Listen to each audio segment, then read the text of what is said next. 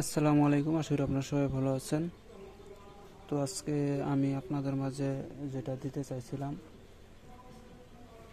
চাইছিলাম বলতে আপনাদেরকে মন্ত্রটা শোনাইতে চাইছিলাম, সেটা হচ্ছে মালাকাল মাউতকে ফিরিয়ে দেওয়া মন্ত্র, অর্থাৎ মৃত্যুকে ঘুরিয়ে দেওয়া এবং আজরাইলকে ঘুরিয়ে দেওয়া। এই বিষয়ে যে মন্ত্রটা বলতে চাইছিলাম, সেই মন্ত্রটা আজকে আমি বলবো, কিন্তু এটার গুমরটা আমি ভেঙে দেবো না এবং এটার নিয়মটা আমি আপনাদের মাঝে দিতে পারবো না। এটার জন্য আমি দুঃখিত, কেননা এটা ওস্তাদের এখনও আদেশ হয় নাই, আর এসব সবাইকে শেখানো যাবে না। এটা শুধুমাত্র গুরু শিষ্যের খেলা।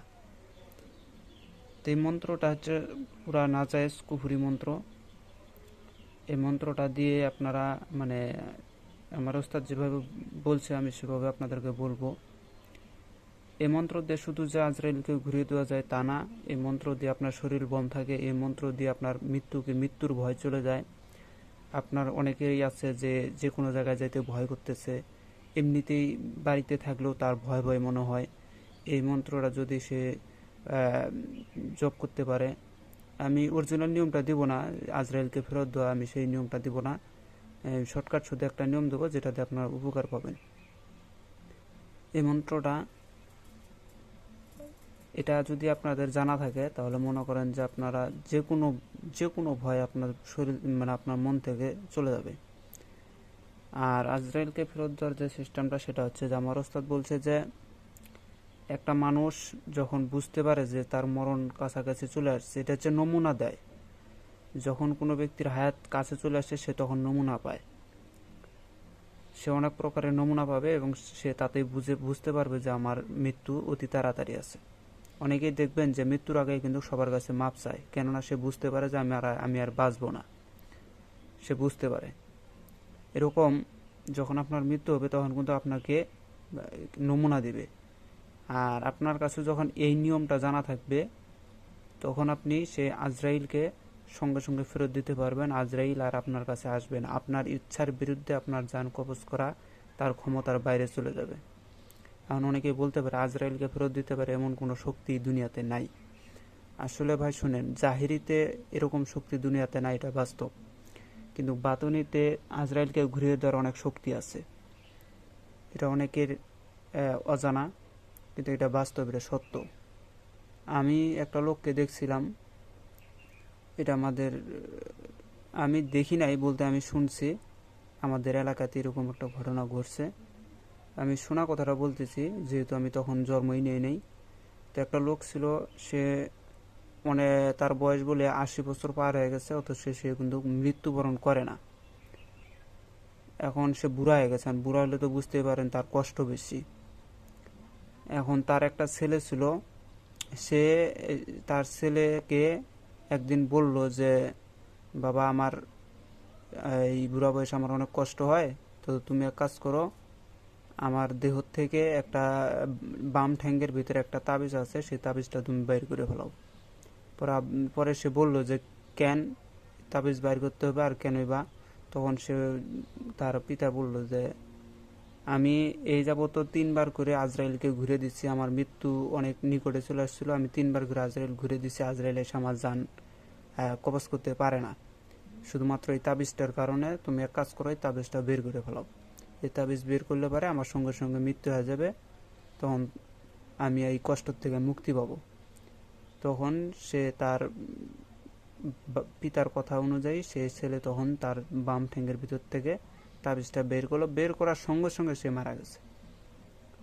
বের করার সঙ্গে সঙ্গে আরেকটা কথা মনে রাখবেন, আজরাইলকে ফেরত দিতে গেলে, আজরাইলকে সাপোজ ধরে নেন আপনি ফেরত দিচ্ছেন, কিন্তু আপনার কিন্তু কষ্ট হবে। দেহের যে একটা কষ্ট আছে সেটা কিন্তু আপনার ভোগ করা লাগবে। অনেকেই আছে অনেক কারণেই হচ্ছে আজরাইলকে ঘুরিয়ে দেয়, কিন্তু আজরাইলকে ঘুরিয়ে দেওয়া যায়, এটা সত্য। আমার ওস্তাদের কাছ থেকে যেটা পাইছি, আজরাইলকে ঘুরিয়ে দেওয়ার আরও অনেক পদ্ধতি আছে যেগুলো এখনও নিতে পারি নাই, শুধু 2টা উন্মুক্ত করে দিছে, একটা হচ্ছে মন্ত্র আর একটা হচ্ছে তাবিজ। মূলত পক্ষে আরও কিছু আছে গুমর রাখছে, ওগুলো এখনও দেয় নাই।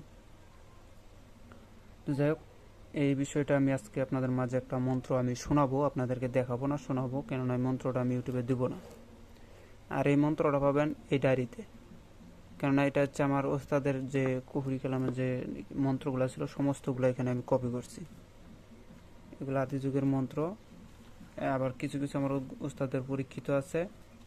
আমি আপনাদেরকে মন্ত্রটা একটু শুনে দেখাবো, কিন্তু জায়গায় জায়গায় একটু করে বাদ রাখবো, কেননা এটা আপনাদের মাঝে আমি দিতে পারবো না। মৃত্যুবশ, তা মন্ত্রটা বলতেছি, আপনারা শোনেন। বিসমিল্লাহির রহমানির রহিম। আলিফ লামের বান, লাম হরফের শান, মিম হরফের আমার দেহবন, আহাত আহম্মদ মোহাম্মদ রাখলাম আমার মস্তক নাক মুখ আর বুকে আমার দেহ। এখানে যদি ভেদটা ভেঙে দেওয়া যায় তাহলে কি হয়? আলিফ লামের বান, লাম হরফের শান, মিম হরফের আমার দেহবন, মিম হরফে। এটা হচ্ছে যারা মারফতি ফকির তারা বুঝতে পারবে যে মিম হরফটা কি, এটা কিসের ভিতরে কি আছে।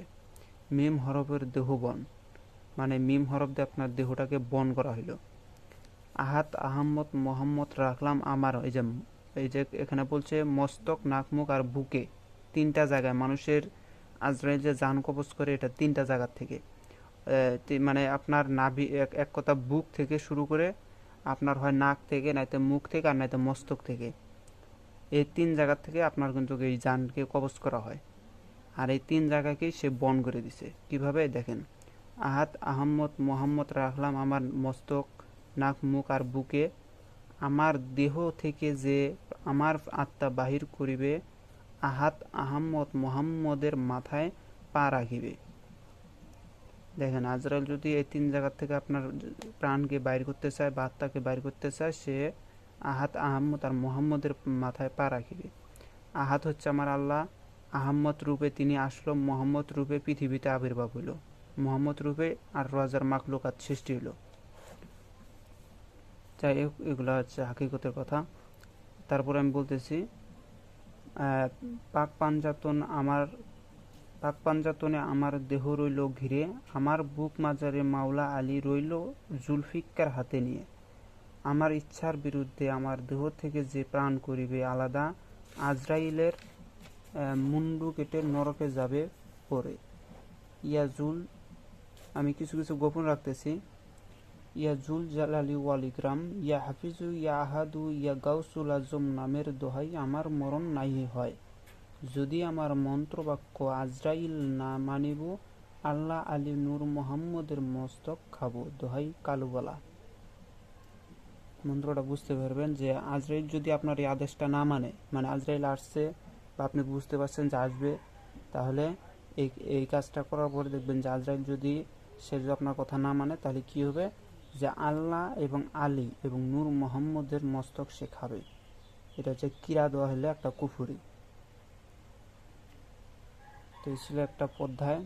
আমার কাছে এরকম মন্ত্র আমার ওস্তাদের কাছে আছে, যেহেতু তিনি একটা দিছে, যাবত দিবে, ওগুলা চাইলে অবশ্যই দিবে। আমি ওগুলা সংরক্ষণ করব, আজকালকের ভিতরে আমি চেষ্টা করবো ওগুলা সংরক্ষণ করার জন্য। তো এটার সম্পূর্ণ নিয়মটা আমি গুমর রাখলাম, এগুলার সব কিছু গুমর রাখলাম। তো যাই হোক, আপনারা হয়তো বুঝতে পারছেন যে এটা আসলে হচ্ছে মৃত্যুবশ, আজরাইলকে ঘুরিয়ে দেওয়া বা মোলাকাল মউতকে ঘুরিয়ে দেওয়া। এগুলা মন্ত্র হচ্ছে ভাই কুফরি নাজায়েজ মন্ত্র। আর এখানে যে জালালি নামগুলো প্রয়োগ করা হয়েছে, ইয়া জুল জালালি ওয়াল ইকরাম, ইয়া হাফিজু, ইয়া আহাদু, ইয়া গাউসুল আজম। ইয়া জুল জালালি ওয়াল ইকরাম, এটা আল্লাহর একটা সুন্দর একটা নাম, এটার জালালি ভাব আছে। আর ইয়া হাফিজু, এটার অর্থ হচ্ছে আমাকে রক্ষা করে। ইয়া আহাদু মানে সে একক, সে আমাকে রক্ষা করবে। গাউসুল আজম মানে সাহায্যকারী, সে আমাকে মহান সাহায্যকারী। গাউসুল আজমের অর্থ হচ্ছে মহান সাহায্যকারী, সে আমাকে সাহায্য করতেছে, মানে তাদের ইচ্ছায় এগুলা কাজগুলো হবে। আর শেষে যে কালুবালা লেখা আছে, কালুবালা হচ্ছে আল্লাহ যখন সৃষ্টি, মানে কিছু সৃষ্টি ছিল না, তখন আল্লাহ কালুবালা নামে পরিচিত ছিল। ওয়াহাদাতের বাগানে একাকিত্বভাবে ছিল ঘুমের মধ্যে, তখন পৃথিবীতে আলো ছিল না, পুরোটাই ছিল অন্ধকার, সেজন্য করে আল্লাহর নাম ছিল কালুবালা। তো এই ছিল আজকের ভিডিও। যদি ভিডিওটা ভালো লাগে অবশ্যই লাইক কমেন্ট শেয়ার করে পাশে থাকবেন। যদি কারোর এই ডায়েরিটা প্রয়োজন হয় অবশ্যই আমার সাথে যোগাযোগ করবেন, এটার কপি আপনাদেরকে দেওয়া হবে। কপি দেওয়া হবে। আর যদি কারো কোনো কিছু প্রয়োজন হয় কপিরাজি জিনিসপত্র আমার কাছ থেকে নিতে পারেন। এখানে সব কিন্তু আপনারা যেগুলো পাবেন একটাও কিন্তু জায়েজ মোতাবেক কিছু পাবেন না, এটার ভিতরে সব নাজায়েজ কুফরি মন্ত্রগুলাই পাবেন, এছাড়া পাবেন না এখানে। কেন এটা আমি আলাদাভাবে ডায়েরিটা করছি ওস্তাদের বিদ্যাগুলা, কেননা এটা হচ্ছে সব কুফরি। ওস্তাদের বিদ্যা কম বেশি আমার 3-4টা ডায়েরি আছে, তার ভিতর থেকে এটা হচ্ছে কুফরি কালামের। বাদ বাকি ছিল ওগুলা আছে যেগুলা, ওগুলো কুফরিও আছে, বিভিন্ন প্রকারের আছে। যাই হোক, সবাই ভালো থাকবেন, খোদা হাফেজ, আসসালামু আলাইকুম।